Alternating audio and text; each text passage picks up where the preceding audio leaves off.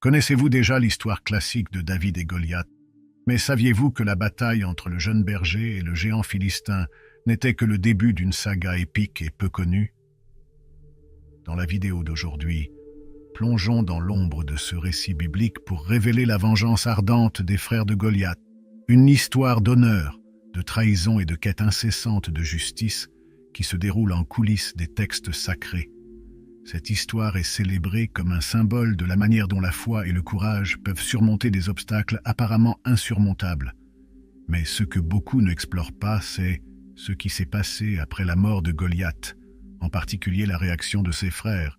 Vous voyez, Goliath n'était pas un géant solitaire. Il avait des frères, et la Bible mentionne ses frères dans quelques passages, indiquant qu'ils étaient également des guerriers de grande taille et de grande habileté.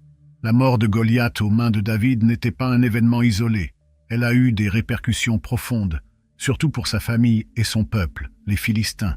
Les Philistins, comme vous le savez peut-être, étaient l'un des principaux adversaires des Israélites à l'époque.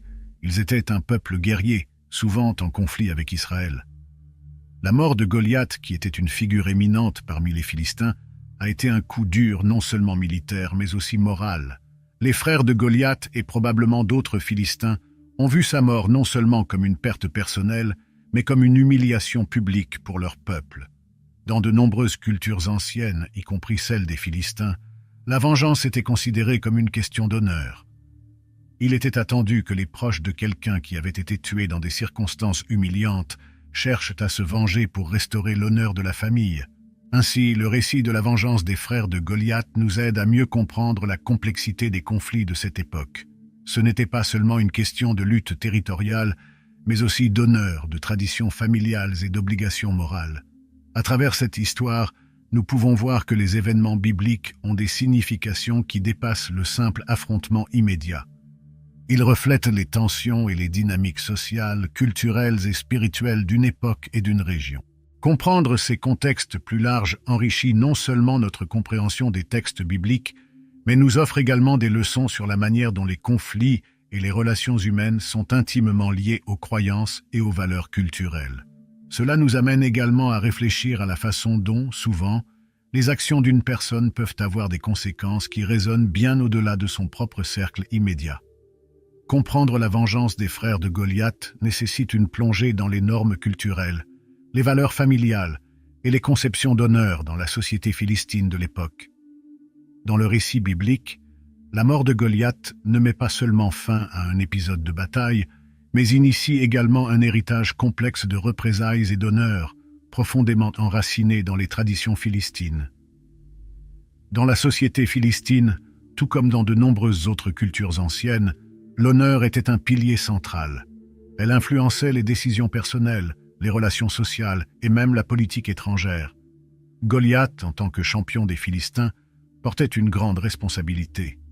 Il était le défenseur de la fierté et de l'honneur de son peuple. Sa défaite et sa mort aux mains de David, un jeune berger et non un guerrier établi, représentaient une offense extrême, non seulement pour sa famille mais pour tous les Philistins. Pour les frères de Goliath, la vengeance était plus qu'un simple désir personnel, c'était un impératif culturel. Ils étaient tenus par des liens de sang et d'honneur de répondre à la mort de Goliath. Dans de nombreuses sociétés anciennes, la famille n'était pas seulement une unité sociale de base, c'était une entité collective qui partageait à la fois la gloire et le déshonneur. Ne pas répondre à un déshonneur pouvait ternir la réputation de toute la famille, affectant ses opportunités sociales, politiques et économiques. La vengeance avait aussi une dimension spirituelle. De nombreuses cultures anciennes croyaient que l'âme du défunt ne trouverait pas la paix tant que l'honneur ne serait pas restauré. Ainsi, les frères de Goliath pourraient également être motivés par la croyance que, en vengeant sa mort, ils aideraient son âme à atteindre le repos éternel. Cela souligne comment les croyances spirituelles et les pratiques sociales étaient entrelacées, et comment la vengeance pouvait être vue comme une obligation sacrée. D'un point de vue sociologique, la vengeance peut être comprise comme un mécanisme de stabilisation. À une époque où les lois formelles étaient limitées et où l'État ne pouvait souvent pas imposer l'ordre, la vengeance servait de justice auto-administrée. Elle renforçait les normes sociales et maintenait un certain équilibre, décourageant les futures transgressions. Les actes de vengeance des frères de Goliath ne seraient pas simplement une réponse immédiate. Ils auraient des répercussions qui façonneraient les interactions ultérieures entre les Philistins et les Israélites. Tels actes pourraient inciter des cycles de violence qui se perpétueraient, ce qui est un thème récurrent dans de nombreuses narrations bibliques et historiques. Comprendre la vengeance des frères de Goliath à travers ces prismes, honneur, devoir familial, stabilité sociale et obligations spirituelles, offre une vision plus riche et complexe de cette histoire. Cela nous permet de voir ces personnages non seulement comme des méchants ou des antagonistes simplistes, mais comme des individus profondément enracinés dans leur culture, agissant selon les normes et les valeurs qui leur étaient chères. Cette approche nous aide à mieux comprendre non seulement les personnages bibliques, mais aussi les personnes de cette époque, comment elles vivaient, ce qu'elles valorisaient et comment elles résolvaient les conflits. Cela élargit notre vision des Écritures, les rendant non seulement un enregistrement d'événements spirituels, mais aussi un document socio-culturel et anthropologique. En faisant cela, nous pouvons appliquer les leçons apprises non seulement dans des contextes historiques ou religieux, mais aussi dans notre compréhension des dynamiques humaines universelles qui influencent encore nos vies aujourd'hui. Les Philistins font partie du groupe connu sous le nom de peuple de la mer, qui, selon certaines théories archéologiques et historiques, ont migré de la mer Égée ou d'autres régions méditerranéennes vers la côte du Levant, vers la fin de l'âge du bronze. Ils ont établi 5 cités-États principales, Gaza, Asdod, Ascalon, Gath et Écron, connues sous le nom de Pentapole philistine. Cette localisation stratégique sur la côte méditerranéenne facilitait non seulement le commerce maritime et la richesse, mais les plaçait également en conflit constant avec les populations locales, y compris les Israélites. Les Philistins étaient connus pour leur sophistication dans diverses formes d'art et de technologie, en particulier dans la métallurgie. Cette avancée technologique leur conférait une supériorité militaire dans de nombreuses périodes, car ils pouvaient produire des armes et des outils en fer supérieurs à ceux en cuivre et en bronze utilisés par beaucoup de leurs voisins. De plus, ils avaient une culture cosmopolite qui absorbait et adaptait des caractéristiques des civilisations avec lesquelles ils interagissaient. Cependant, ils conservaient des identités culturelles uniques qui les différenciaient significativement de leurs voisins hébreux. Les Philistins adoraient un panthéon de dieux, parmi lesquels les plus remarquables étaient Dagon, Ashtart et Baal-Zébub. Ces divinités sont mentionnées dans plusieurs passages bibliques, reflétant l'importance de la religion dans la légitimité et la structure sociale philistine. Ces pratiques religieuses, souvent perçues comme païennes par les Israélites, étaient l'un des nombreux points de friction culturelle et théologique entre les deux peuples. Les conflits entre les Philistins et les Israélites, comme mentionné dans les Écritures, n'étaient pas simplement des batailles occasionnelles, mais faisaient partie d'une lutte continue pour la suprématie territoriale et culturelle dans la région. Ces conflits sont mis en évidence dans plusieurs histoires bibliques, où les Philistins émergent souvent comme les principaux adversaires du royaume émerge d'Israël. Le conflit entre David et Goliath n'est qu'un épisode au sein de cette longue saga d'antagonisme. La vengeance des frères de Goliath doit être vue dans ce contexte plus large de conflits perpétuels et d'animosité. Lorsque Goliath a été tué par David, ce n'était pas simplement une défaite militaire pour les Philistins, mais un coup significatif contre leur honneur et leur fierté nationale. La réaction des frères de Goliath, chercher la vengeance, était à la fois un impératif culturel et une nécessité politique. Ils agissaient non seulement pour venger la mort d'un parent, mais aussi pour restaurer le respect et la crainte que les Philistins cherchaient à imposer à leurs adversaires. Ce cycle de vengeance et de contre-vengeance entre les Philistins et les Israélites illustre le cycle sans fin de conflits qui a caractérisé la région pendant des siècles. Chaque acte de vengeance engendrait de nouveaux ressentiments, perpétuant une chaîne d'hostilité qui, comme le rapportent les Écritures, a continué pendant des générations. Ces conflits ont non seulement façonné l'histoire militaire et politique de la région, mais aussi la théologie et l'identité des deux peuples. Comprendre les Philistins dans leur complexité, leurs origines, leur culture, leurs conflits et leurs croyances nous offre une vision plus profonde des récits bibliques. Ce ne sont pas simplement des histoires de conflits anciens, mais des leçons sur la manière dont les interactions humaines sont profondément influencées par les différences culturelles, économiques et idéologiques. Les récits sur les Philistins et les Israélites, y compris la saga de Goliath, et la vengeance subséquente de ses frères nous aident à réfléchir sur la nature perpétuelle des conflits humains et sur les possibilités de réconciliation et de compréhension. La figure de Goliath, telle qu'elle est présentée dans le récit biblique, est fascinante et complexe, imprégnée de couches d'interprétation qui traversent le mythique, l'historique et le médico-génétique. Goliath, dont la bataille contre le jeune David est l'un des récits les plus célèbres de l'Ancien Testament, n'est pas seulement un antagoniste dans l'histoire, il est aussi un portail à travers lequel nous pouvons explorer diverses questions sur les anciennes sociétés, leurs croyances et leurs connaissances médicales. Dans le texte biblique, Goliath est décrit comme un guerrier d'une stature immense venant de Gath, l'une des 5 cités-États des Philistins. Il est dépeint avec des détails impressionnants.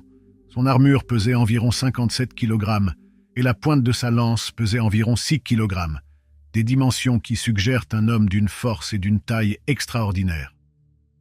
La présence de Goliath sur le champ de bataille était si imposante qu'elle inspirait la peur dans les cœurs des soldats israélites, et son habileté au combat était incontestable, étant le champion choisi par les Philistins. La stature extraordinaire de Goliath a amené de nombreux chercheurs et médecins à spéculer sur d'éventuelles explications médicales pour son apparence. L'une des théories les plus acceptées est que Goliath aurait pu souffrir d'acromégalie, un trouble hormonal résultant de la surproduction de l'hormone de croissance par la glande pituitaire. Cette condition non seulement augmente la taille, mais cause également des caractéristiques faciales proéminentes et un agrandissement des extrémités. L'acromégalie est souvent accompagnée de divers défis de santé, notamment des douleurs articulaires et des complications cardiovasculaires. C'est eux qui ajoutent une couche de complexité au profil de Goliath en tant que guerrier. Une autre théorie est que Goliath aurait pu souffrir de gigantisme, une condition similaire à l'acromégalie, mais qui commence dans l'enfance, conduisant à une taille exceptionnellement élevée. Les deux conditions sont rares et auraient fait de Goliath une figure remarquable même à son époque. En plus des explications médicales, la figure de Goliath permet également une discussion sur l'historicité des récits bibliques. Certains archéologues et historiens remettent en question la véracité littérale de telles descriptions, suggérant que la figure de Goliath pourrait avoir été amplifiée au fil du temps à travers la tradition orale avant d'être écrite dans les textes sacrés. Cette perspective considère Goliath non seulement comme une personne historique, mais aussi comme un symbole des Philistins, souvent diabolisé dans le récit biblique. Théologiquement, Goliath représente bien plus qu'un adversaire physique. Il est l'incarnation de grands défis spirituels et moraux. La victoire de David sur Goliath est souvent interprétée comme un triomphe de la foi et de la dépendance divine sur la force humaine et le pouvoir militaire. Cette histoire résonne à travers les générations comme une leçon selon laquelle, avec la foi, les petits et apparemment faibles peuvent surmonter des adversités gigantesques. L'histoire de Goliath nous défie de considérer de multiples couches de signification, du littéral au métaphorique. À travers lui, nous sommes invités à réfléchir sur la nature de l'histoire, les limites et les possibilités de la science médicale, et les profonds enseignements théologiques qui forment l'essence des Écritures sacrées. Chaque aspect de sa description offre une opportunité d'explorer comment les anciens interprétaient le monde qui les entourait et comment ces interprétations continuent de façonner notre compréhension du divin et de l'humain. En discutant de Goliath, nous revisitons donc non seulement un ancien texte biblique, mais nous nous engageons également dans un dialogue continu sur la foi, l'histoire, la science et la moralité, un dialogue qui reste aussi pertinent aujourd'hui qu'il l'était il y a des millénaires. L'histoire de Goliath et David, où un jeune berger vainc un géant philistin, est communément rappelée comme un exemple classique du triomphe du plus faible sur le plus fort. Cependant, pour les Philistins, la chute de Goliath représentait bien plus qu'une défaite militaire. C'était un coup psychologique dévastateur qui résonnait profondément dans leur société. Goliath était plus qu'un simple guerrier pour les Philistins. Il était un emblème de leur pouvoir et de leur supériorité militaire. Sa présence sur le champ de bataille était perçue comme une garantie de victoire, une force invincible défendant non seulement son peuple mais aussi l'honneur et la fierté de toute une nation.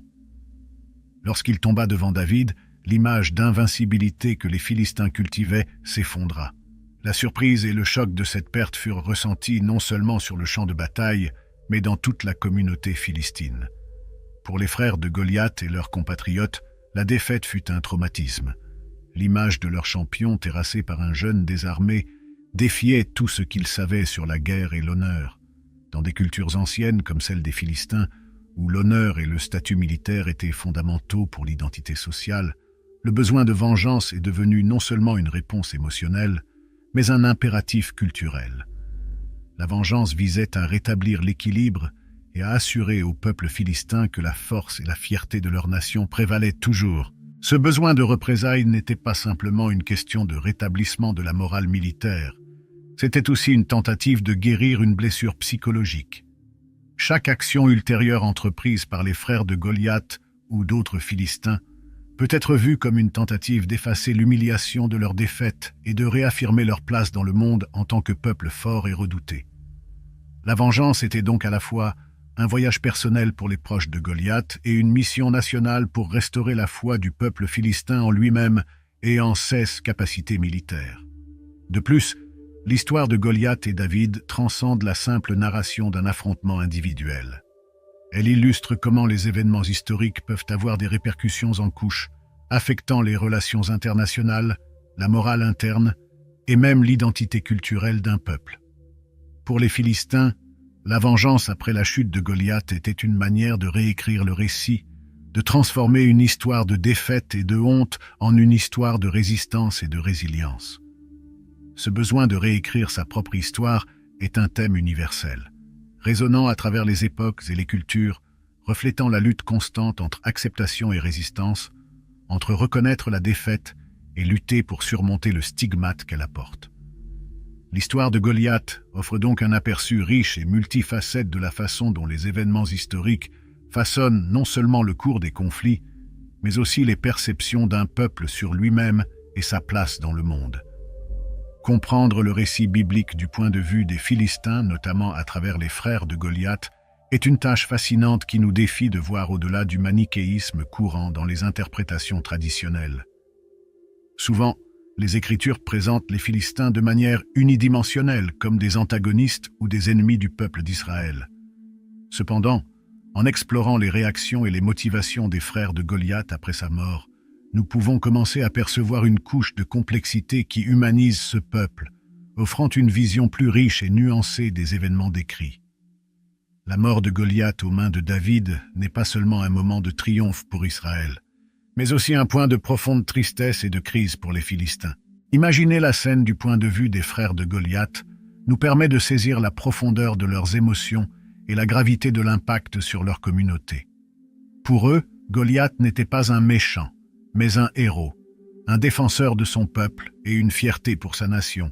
Sa mort brutale et humiliante aux mains d'un jeune berger israélite aurait sans aucun doute été un choc dévastateur, déclenchant un mélange de deuil, de colère et de désir de vengeance. Cette réaction n'est pas seulement une question de représailles militaires, elle parle d'un profond besoin de rétablir l'honneur perdu. Pour les Philistins, la défaite de Goliath aurait pu sembler un écroulement des piliers de leur identité et de leur force. Dans les cultures anciennes, où l'honneur et la réputation étaient essentiels à la cohésion sociale et à la stabilité politique, la récupération de cet honneur était essentielle. Ainsi, les frères de Goliath et leur peuple auraient été poussés non seulement par un désir de vengeance, mais par un impératif culturel de restaurer l'équilibre et d'affirmer qu'ils étaient toujours un peuple fort et capable. De plus, l'humanisation des Philistins à travers cette perspective nous aide à comprendre que, comme tous les peuples, ils étaient une communauté complexe avec leurs propres traditions, valeurs et défis. Ils n'étaient pas de simples antagonistes des Israélites. Ils étaient une société avec leurs propres aspirations, craintes et dilemmes moraux. La perte de Goliath n'était pas seulement une défaite militaire, mais un coup pour sa communauté et sa famille. Quelque chose qui nous rappelle l'universalité des expériences humaines, telles que le deuil et la quête de justice.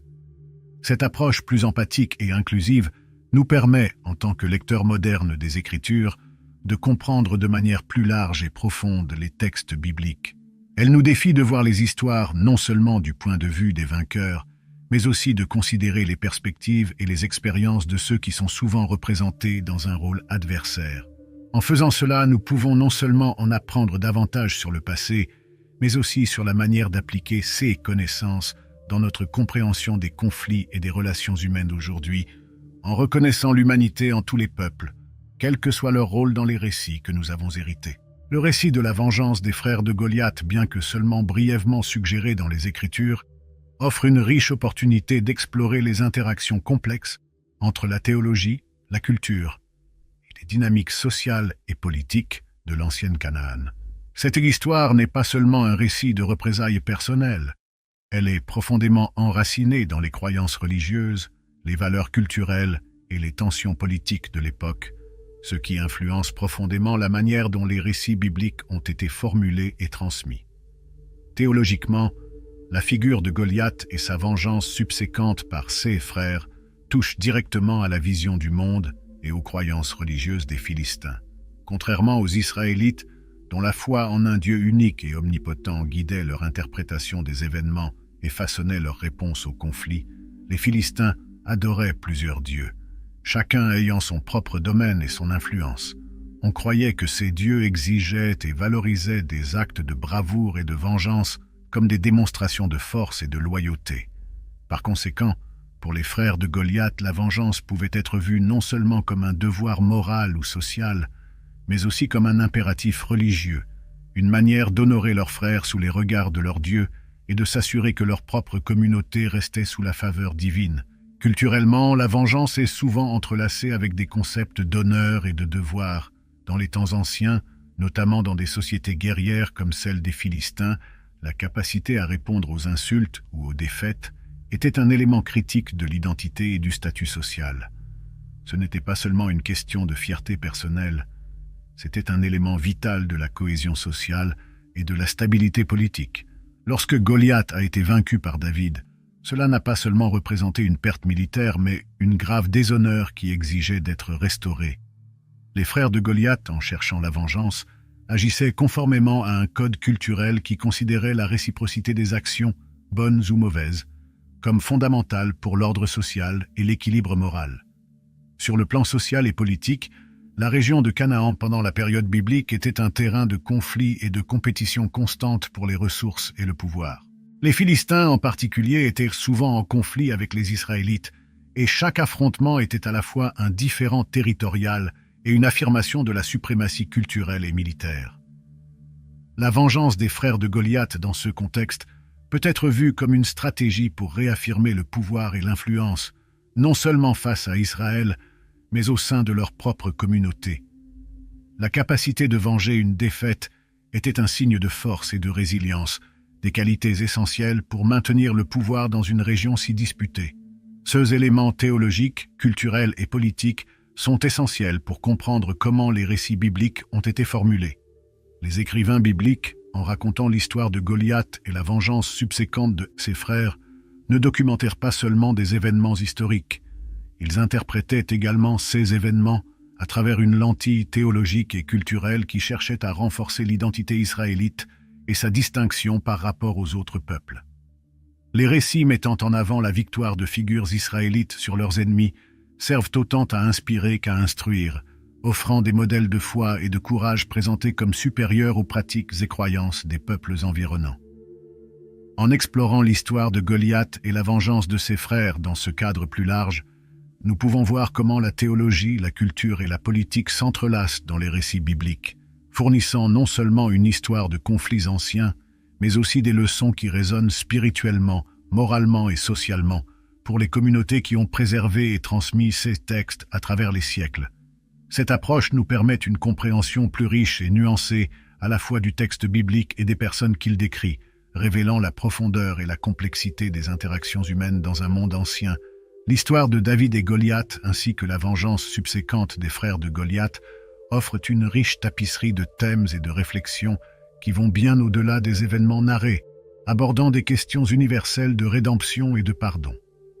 Ces thèmes sont profondément pertinents à la fois dans le contexte biblique et dans les complexités de la vie moderne, où les questions de justice, de réconciliation et d'humanité continuent de défier et d'inspirer. L'histoire de David commence par un acte qui peut être vu comme une rédemption, non seulement pour lui en tant qu'individu, mais pour tout le peuple d'Israël. En affrontant Goliath, David ne combattait pas seulement un géant, mais il restaurait également la foi et l'honneur de son peuple, qui avait été ébranlé par la peur et le doute. La victoire de David est donc rédemptrice. Elle symbolise la possibilité de surmonter les adversités les plus redoutables avec foi et courage, un thème qui résonne dans de nombreux récits bibliques et offre un puissant modèle de rédemption personnelle et collective. En revanche, la réaction des frères de Goliath introduit la complexité du désir de vengeance qui s'oppose souvent au concept de pardon.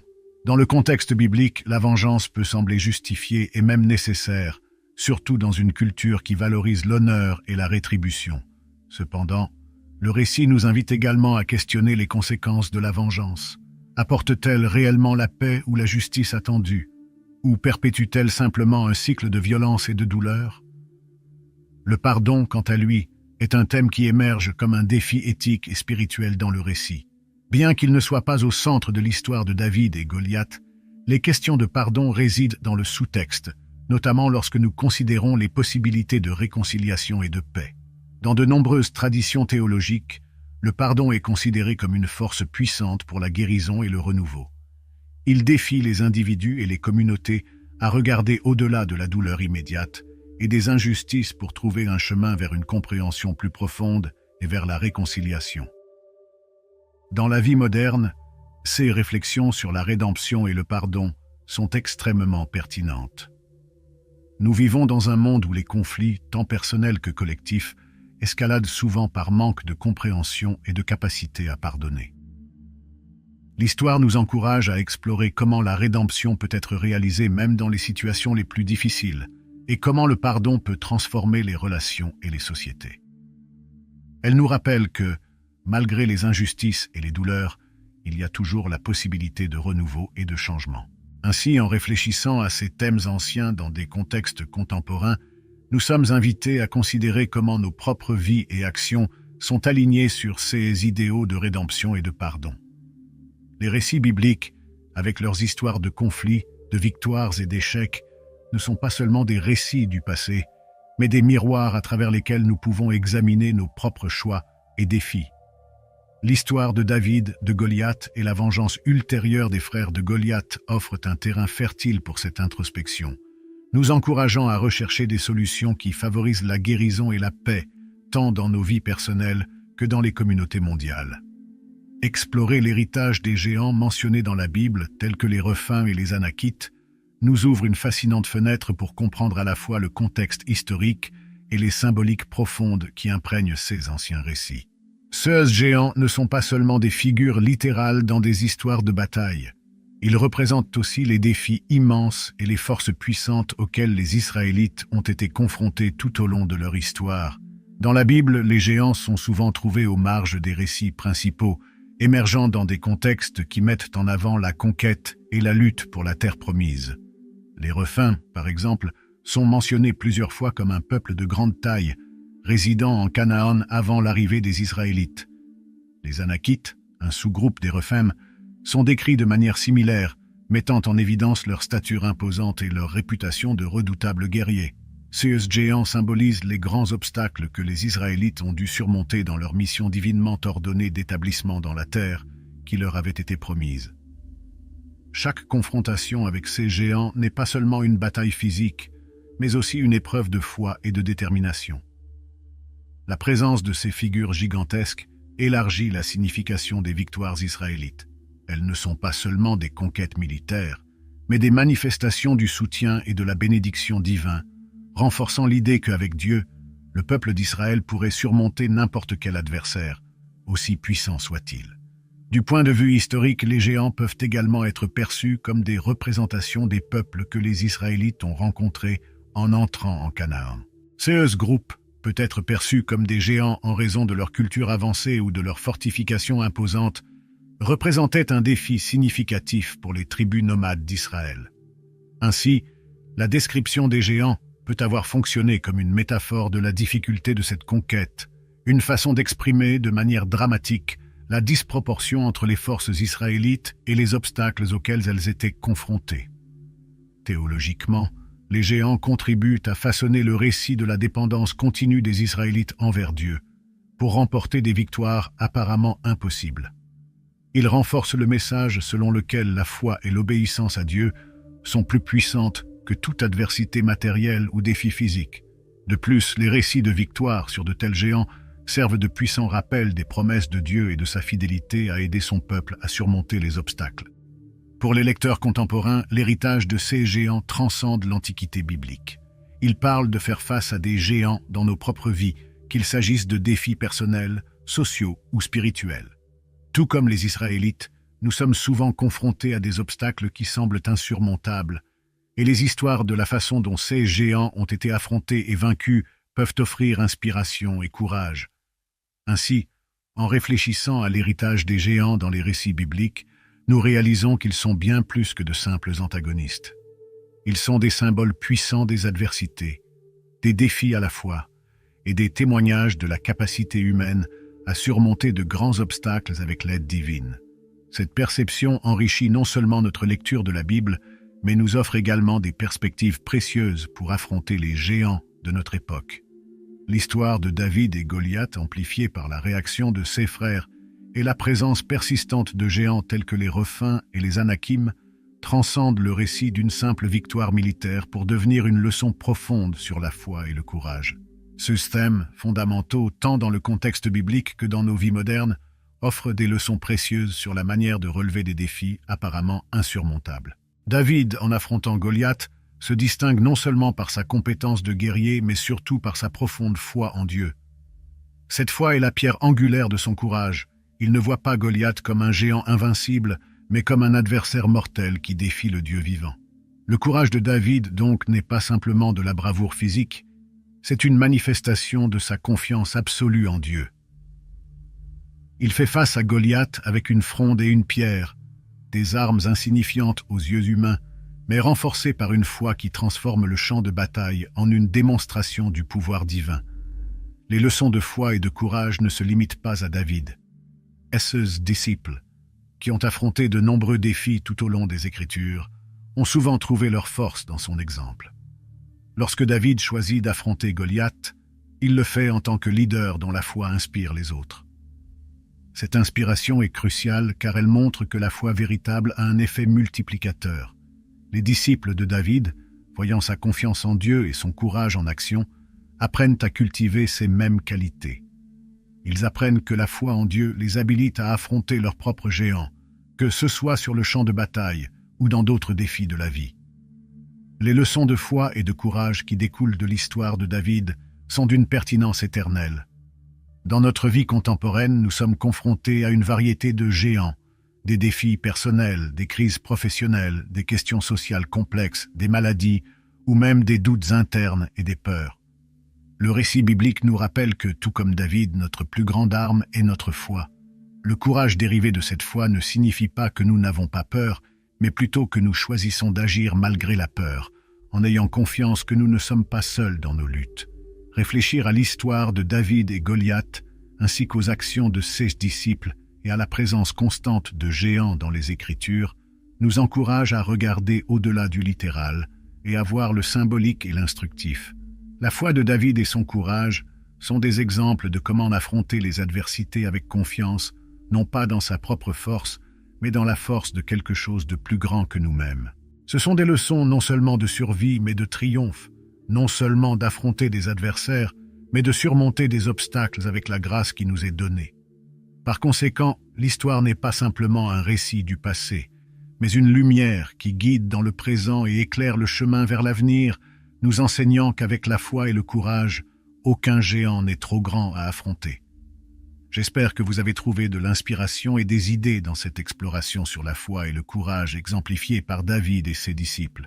Si vous avez aimé la vidéo, n'oubliez pas de laisser un like et de vous abonner à la chaîne pour ne pas manquer nos prochains contenus. Nous serions ravis d'entendre vos réflexions et expériences, alors laissez votre commentaire ci-dessous. Merci de regarder et à la prochaine.